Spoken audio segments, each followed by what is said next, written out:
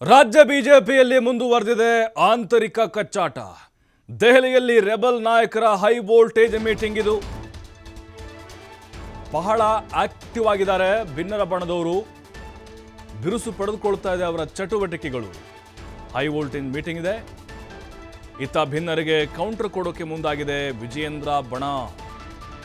ಬೆಂಗಳೂರಿನಲ್ಲಿ ಸಭೆ ನಡೆಸಿ ತಿರುಗೇಟು ನೀಡಲು ಪ್ಲಾನ್ ಮಾಡ್ತಾ ಇದ್ದಾರೆ. ಈಗ ಇಂದು ಮಧ್ಯಾಹ್ನ ಸುದ್ದಿಗೋಷ್ಠಿ ಕರೆದಿದ್ದಾರೆ ಮಾಜಿ ಸಚಿವ ವಿಜೇಂದ್ರ ಆಪ್ತ ರೇಣುಕಾಚಾರ್ಯ. ಇದರಲ್ಲಿ ಮಾಜಿ ಸಚಿವ ಕಟ್ಟಾ ಸುಬ್ರಹ್ಮಣ್ಯ ನಾಯ್ಡು ಅವರು ಇರ್ತಾರೆ, ಅವರ ಗುಂಪಿನವರು ಇರ್ತಾರೆ. ಅವ್ರ ಮನೆಯಲ್ಲಿ ಈ ಪ್ರೆಸ್ ಮೀಟ್ ಇದೆ. ಸಭೆ ಬಳಿಕ ತಮ್ಮ ದೆಹಲಿ ಪ್ರವಾಸದ ಬಗ್ಗೆ ಮಾಹಿತಿ ಕೊಡುತ್ತೆ ಈ ಟೀಮ್. ಯಾಕಂದರೆ ಪ್ರತಿ ಕೌಂಟ್ರ್ ಇದು. ವಿಜೇಂದ್ರ ಪರವಾಗಿ ನಾವು ಬಲವಾಗಿದ್ದೇವೆ, ನೀವು ಹೇಗೆ ಭಿನ್ನರು ಇದ್ದೀರೋ, ವಿಜೇಂದ್ರ ಬೇಡ ಅಂತಿದ್ದಾರಲ್ವಾ, ವಿಜೇಂದ್ರ ಬೇಕು ಅಂದ್ರೆ ನಾವಿದ್ದೀವಿ, ನಮಗೆ ಅವರೇ ಅಧ್ಯಕ್ಷರಾಗಿ ಮುಂದುವರಿಬೇಕು, ನಾವು ಹೈಕಮಾಂಡ್ ಅವ್ರನ್ನ ಭೇಟಿ ಆಗ್ತೀವಿ, ನಿಮ್ಮ ಚಟುವಟಿಕೆಗಳ ಬಗ್ಗೆ ನಾವು ದೂರನ್ನು ಕೊಡ್ತೇವೆ, ನಮಗೂ ಅವಕಾಶಗಳಿದ್ದಾವೆ, ಹೈಕಮಾಂಡ್ ನಮ್ಮನ್ನು ಕೇಳುತ್ತೆ. ಹೀಗಾಗಿಯೇ ಈಗ ನೋಡಿ, ವಿಜೇಂದ್ರ ಅವರು ಸೈಲೆಂಟ್ ಆಗಿರ್ಬೋದು, ನ್ಯೂಟ್ರಲ್ ಆಗಿರ್ಬೋದು, ಆದರೆ ತಮ್ಮ ಬಣವನ್ನು ಹಾಗೆ ಆ್ಯಕ್ಟಿವ್ ಆಗಿ ಇಟ್ಟಿದ್ದಾರೆ. ಅಲ್ಲಿ ರೆಬಲ್ ನಾಯಕರು ಸಭೆಯನ್ನು ಕರೆದಿದ್ದಾರೆ. ಸಂತೋಷ್ ಅವ್ರನ್ನ, ನಡ್ಡಾ ಅವ್ರನ್ನ ಎಲ್ಲ ಭೇಟಿಯಾಗಿದ್ದಾಗಿದೆ. ಇವತ್ತು ಅಮಿತ್ ಶಾ ಅವ್ರನ್ನ ಟೈಮ್ ಕೇಳಿದ್ದಾರೆ. ವಿಜೇಂದ್ರ ಆ್ಯಂಡ್ ಯಡಿಯೂರಪ್ಪನವ್ರ ವಿರುದ್ಧ ದೂರುಗಳ ಸುರಿಮಳೆಯನ್ನೇ ಸುರಿಸಿದ್ದಾರೆ. ವಿಜೇಂದ್ರ ಅವರ ಪಟ್ಟವನ್ನು ಕಿತ್ಕೊಳ್ಬೇಕು ಅಂಥೇಳಿ ಸಾಕಷ್ಟು ರೀತಿ ಪ್ರಯತ್ನವನ್ನು ಮಾಡ್ತಾ ಇದ್ದಾರೆ. ಅವ್ರದ್ದೊಂದು ಕಡೆ ಹೋರಾಟ ಡೆಲ್ಲಿಗೆ ಶಿಫ್ಟ್ ಆಗಿಬಿಟ್ಟಿದೆ.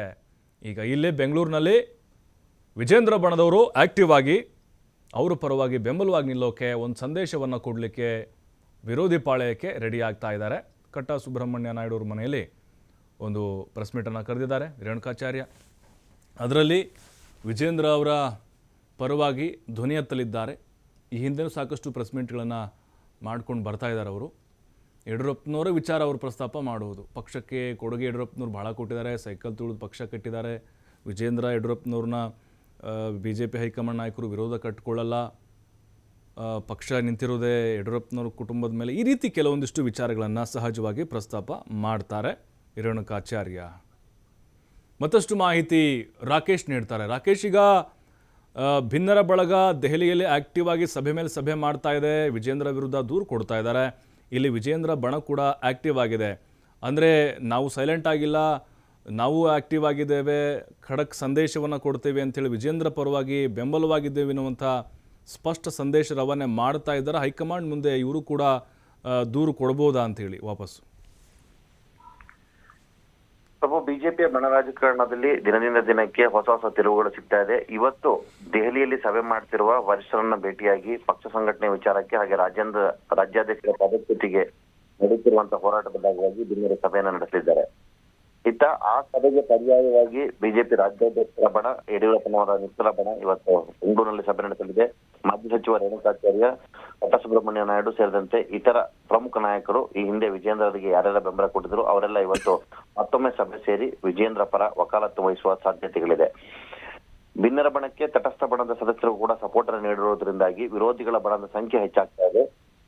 ಆದ್ರೆ ಚುನಾವಣಾ ಲೆಕ್ಕಾಚಾರದಲ್ಲಿ ವಿಜೇಂದ್ರ ಅವರ ಪರವಾಗಿ ಎಲ್ಲವೂ ನಡೀತಿರೋದ್ರಿಂದಾಗಿ ಕೊನೆಯ ಹಂತದಲ್ಲಿ ಒಂದು ವೇಳೆ ಬದಲಾವಣೆಯಾಗಿ ಒತ್ತಡ ಹೆಚ್ಚಾದ ಸಂದರ್ಭದಲ್ಲಿ ಅದನ್ನ ನಿಭಾಯಿಸುವ ಸನ್ನಿವೇಶ ಹೇಗಿರಬಹುದು ಅನ್ನೋದಕ್ಕೋಸ್ಕರ ಈಗ ಬ್ಯಾಕಪ್ ಪ್ಲಾನ್ ಅನ್ನ ವಿಜೇಂದ್ರ ಪಡೆ ರೂಪಿಸ್ತಾ ಇದೆ.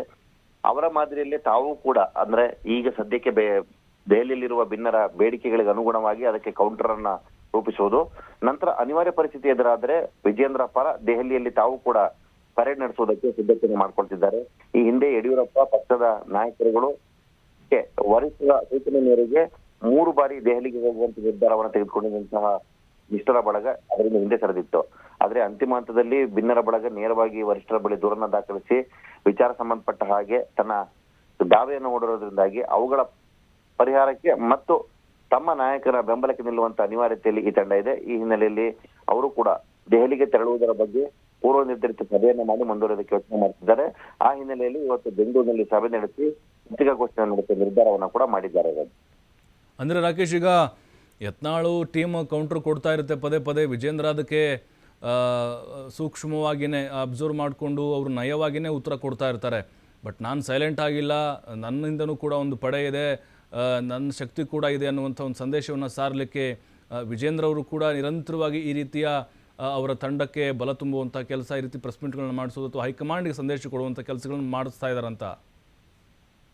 ಹೌದು ಪ್ರಭು, ತಾವು ಹೇಳಿದ ಸನ್ನಿವೇಶದಲ್ಲೇ ಈಗ ಬಿಜೆಪಿ ಸಿಚುವೇಶನ್ ಇದೆ. ಹಾಗೆ ಇಲ್ಲೂ ಕೂಡ ವಿಜೇಂದ್ರ ಅವರು ಪರೋಕ್ಷವಾಗಿ ತಮ್ಮ ಬೆಂಬಲಿಗರ ಮೂಲಕವೇ ಸಂದೇಶ ರವಾನೆಯನ್ನ ಕೂಡ ಮಾಡ್ತಿದ್ದಾರೆ. ಪ್ರತಿ ಬಾರಿಯೂ ನಾನು ಸಂಧಾನಕ್ಕೆ ಇಳಿದ್ರು ಅಥವಾ ಮಾತುಕತೆ ಮಾಡೋದಕ್ಕೆ ಮುಂದಾಗಿ ಅವರ ಬೇಡಿಕೆಯನ್ನು ಈಡೇರಿಸುವಂತಹ ಭರವಸೆಯನ್ನ ಕೊಟ್ಟರೂ ಕೂಡ ಭಿನ್ನರ ಬಳಗ ಪ್ರತಿ ಬಾರಿಯೂ ಉದ್ದೇಶವನ್ನ ಅಂದ್ರೆ ನಮ್ಮ ವಿರುದ್ಧ ವೈಯಕ್ತಿಕ ದ್ವೇಷ ಸಾಧನೆ ಉದ್ದೇಶವನ್ನು ಇಟ್ಕೊಂಡು ಮುನ್ನಡೀತಾ ಇದೆ. ಹೀಗಾದ್ರೆ ಕಷ್ಟ, ಅದನ್ನ ಎದುರಿಸೋದಕ್ಕೆ ನಾನು ಕೂಡ ಸಿದ್ಧ ಇದ್ದೇನೆ, ಎಲ್ಲ ಹೋರಾಟಕ್ಕೂ ನಾನು ರೆಡಿ ಅನ್ನುವಂತ ಮಾತನ್ನ ಅವರು ಈ ಹಿಂದೆ ಹೇಳ್ಕೊಂಡಿದ್ರು. ಅದನ್ನ ಸನ್ನಿವೇಶಕ್ಕೆ ತಕ್ಕ ಹಾಗೆ ಪ್ಲೇ ಮಾಡುವಂತ ನಿರ್ಧಾರವನ್ನು ಅವರು ಕೂಡ ಮಾಡ್ಕೊಂಡಿದ್ದಾರೆ. ತಮ್ಮ ಬೆಂಬಲಿಗರ ಮುಖಾಂತರ ಅದಕ್ಕೆ ಕೌಂಟರ್ ಕೂಡ ಕೊಡ್ತಿದ್ದಾರೆ. ಅದರ ಭಾಗವಾಗಿ ಇವತ್ತು ಈ ಸಭೆ ನಡೀತಾ ಇದೆ ಪ್ರಭು. ಥ್ಯಾಂಕ್ ಯು ರಾಕೇಶ್ ಮಾಹಿತಿಗೆ.